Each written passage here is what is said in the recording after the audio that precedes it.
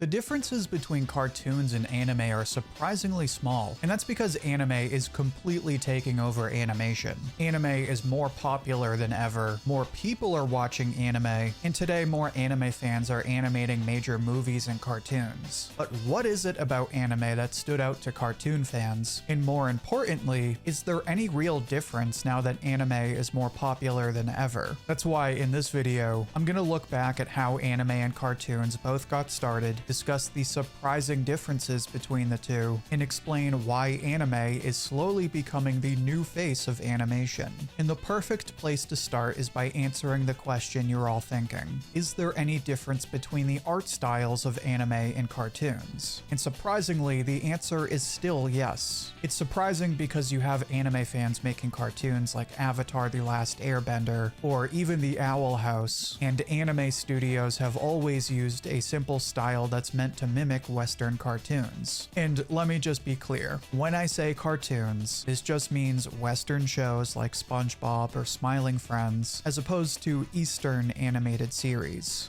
But while it's easy to say the two are so similar that there's hardly any difference, there's something about anime that makes it a lot more fun to watch. Both styles of shows use bright, colorful characters with bold designs. But while cartoons tend to lean towards simpler characters with bolder outlines, anime has become known for its modern look of more detailed characters with thinner outlines. In fact, this was a huge deal back when they made Samurai Jack, because they tried what was considered pure lunacy in the cartoon world and made a show where none of the characters had outlines, which is kind of a non-problem in anime because the outlines are already so thin. Although, to be fair, that's mostly true for newer anime. Older anime, particularly those from companies like Toei Animation, have plenty of bold outlines. And that's because these same companies were actually animating a lot of our favorite cartoons in the 80s and 90s. TMS, which is known today for shows like Lupin the Third and Dr. Stone, was actually animating shows like DuckTales, Chip and Dale, Animaniacs, and even Batman the Animated Series. Granted, TMS was often working with other studios that the animation was outsourced to, but it wasn't uncommon for them to get major projects like Return of the Joker, where they were doing all of the animation. That one was a huge surprise to me, so the next time someone tries to throw shade at TMS, I'm just gonna ask them if they like Batman Beyond. You also have Sunrise, who worked on a lot of the same shows. And of course, there's Toei Animation, who worked on major shows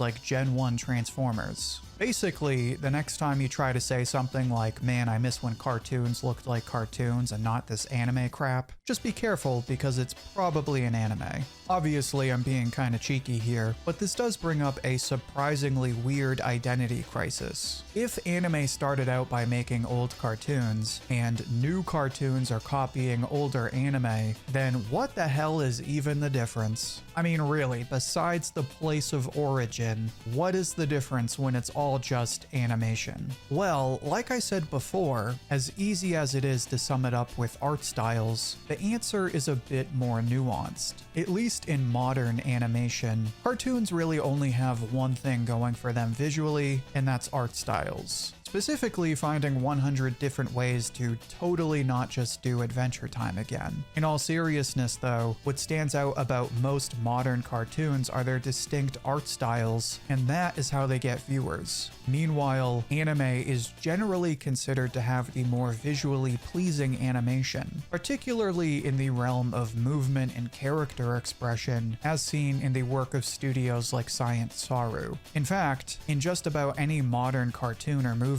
anytime you see a good fight scene, it usually looks like something out of an anime. This is another example of how modern anime fans are making today's cartoons, making the thin line between anime and cartoons even thinner. And that highlights this point of, besides there being clearly different styles, there's only one thing that truly separates anime and manga, and it's actually not the art. It's actually the writing. A great example of this is the SpongeBob anime. Obviously, Honestly, the biggest difference is the art style that clearly lets you know this is supposed to be an anime. But the other thing that's easy to overlook is the fact that the SpongeBob anime is uncharacteristically dramatic.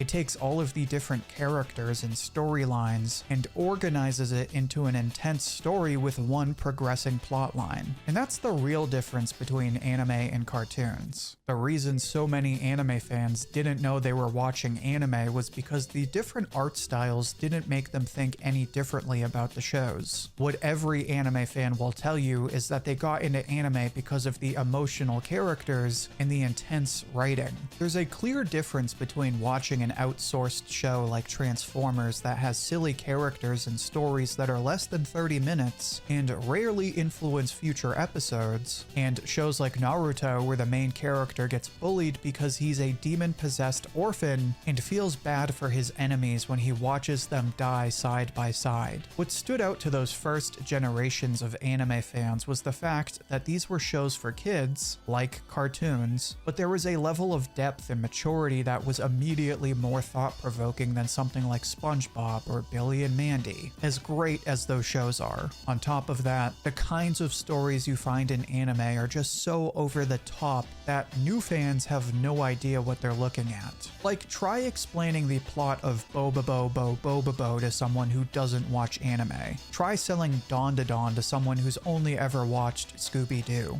Anime is uniquely weird, but at the same time, it's also uniquely deep because it treats its stories as more than just cartoons for kids. Although, to be honest, cartoons have been getting more mature as well. In the very early days of animation, cartoons were just that. They were cartoons made for kids. Then comic books came around, another medium made for kids, and they started animating those characters. But after Watchmen came around and Marvel and DC revisited a lot of their characters, this eventually laid the groundwork for shows like Batman the Animated Series, a show that was meant for kids but was written for older fans of the comics. Ever since then, we've seen more and more cartoons that, while not as dark, have created characters with more substance. Ben 10 is a popular one, especially when it transitioned into Ben 10 Alien Force. And of course, while we're still on Cartoon Network, we gotta shout out Teen Titans. Avatar is a show you have to talk about considering the impact its characters have had on several generations of fans. Disney has a bunch of great shows like Gravity Falls, which I still need to watch, so don't cancel me yet. The Owl House, which I've only referenced 3 times now, I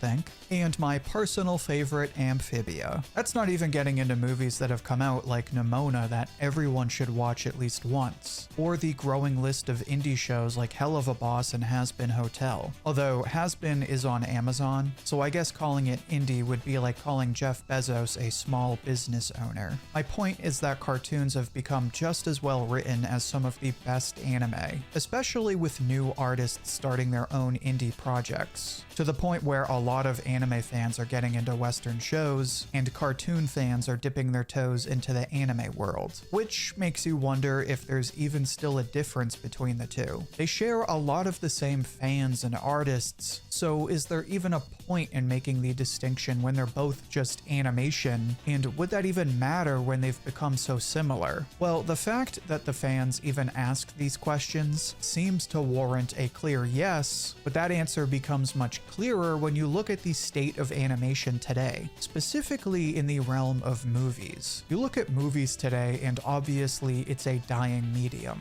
at least when it comes to movie theaters. Even Marvel movies aren't what they used to be. But you know what movie just made boatloads of money? Demon Slayer. And you know what's been breaking more and more records for the last decade? Anime movies. People are quick to label anime as niche or just for weirdos, but those weirdos are showing up to see these movies. It shows that fans want more than just the Avengers and Guardians of the Galaxy. They want beautifully animated stories and characters with emotional backstories, something that you just don't see as much from cartoons. So that's the big reason why anime deserves to be treated as something special. But now that I've said that, we need to address the elephant in the room, namely that American companies are still running the show. Demon Slayer might be selling tickets, but for the most part, everyone watches movies from home, and companies like Disney, Amazon, and Netflix are the ones controlling streaming. Even in Japan, anime is streaming on these platforms. The reality is that Western cartoons have the bigger budgets. That's why Japanese video games like Mario and Sonic get movies that are made by American companies. They have the resources to make these projects profitable, and it's those resources that have led to American companies like Netflix leading the charge when it comes to innovation.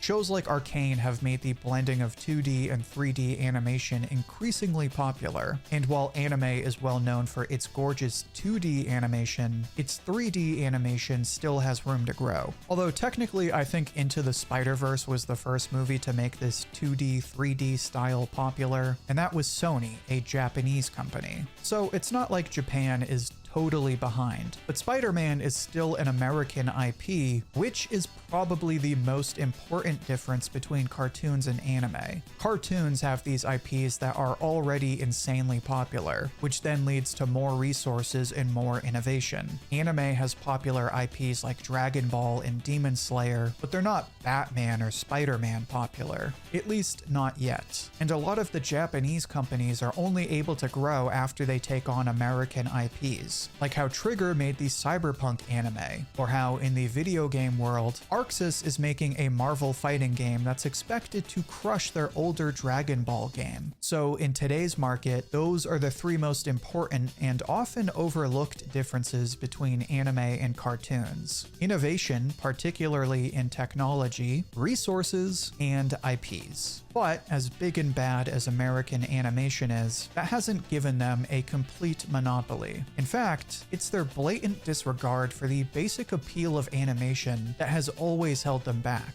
Today, for every one good cartoon, you get dozens more that are either made for babies or made for complete and total idiots and rely on celebrity voice actors. On top of that, the growing corporatism has created a serious divide between animation companies and their animators, to the point where Cartoon Network, the thing that so many people loved, really isn't a thing anymore because it got shut down. Don't get me wrong, Japanese companies are just as greedy and they work their animators to the bone. But for the most part, this doesn't get in the way of what people love about their shows: quality animation and unforgettable stories. This is what I would say is the defining difference between cartoons and anime. Today, cartoons mostly stand out for their stylized characters, and because of their big budgets, you can get shows as simple as Smiling Friends or as intense and highly detailed as Arcane. But so many cartoons are either written for babies or written for morons, and when they're not, they just don't have the level of depth that you get in anime. When it comes to anime, it's also very stylized, but in a way that's clearly different and often more detailed than cartoons. And when it comes to the stories, you get characters that make you cry and characters that you relate to on a deeper level. Not to mention, you get stories that are so uniquely weird that they're unlike any cartoon. That's why Demon Slayer continues to print money and gain even more fans, and that's why cartoons are learning to be more like anime.